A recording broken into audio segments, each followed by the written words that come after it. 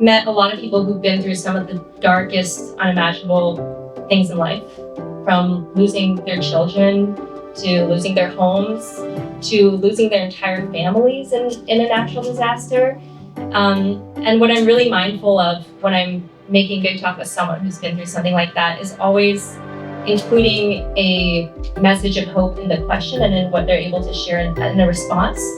So it's not just sitting in the darkness and the difficulty, but talking about how they're moving through it. I think in them sharing their answers, they're able to move through it through the Big Talk conversation too. So for example, with the LA fires, I asked people, what do you love that you lost in the fire? Or despite everything you've lost, what gives you hope? For someone who's lost someone they've loved, I always ask them, what do you love about them? And I say love, and I talk about them in present tense because they're still with them. So I always try to hold space for people who've been through difficult times in a positive way, but while still honoring the heaviness of what they've been through. When I was 5, I visited China for the first time. My grandparents lived in Shanghai, and I was captivated by the large city with entirely new people. While on a morning walk with my grandfather, he said to me, eyes sparkling, "Did you know that I am friends with everyone in the entire world?" My 5-year-old self was skeptical. He said, "I'll prove it to you." We strolled and meandered through the neighborhood.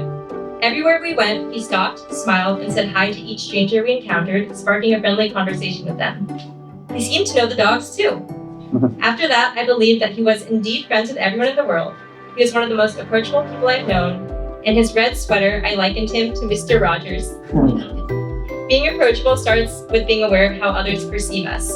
For others to feel safe sharing personal stories with us, they must see us as friendly and trustworthy. Unknowingly, some of us come across as distant or stone-faced because we are shy or anxious.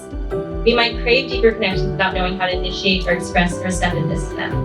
We may see someone we'd be interested in talking to and play out an imaginary encounter with them in our minds, but then walk right on by with an averted gaze and never speak to them.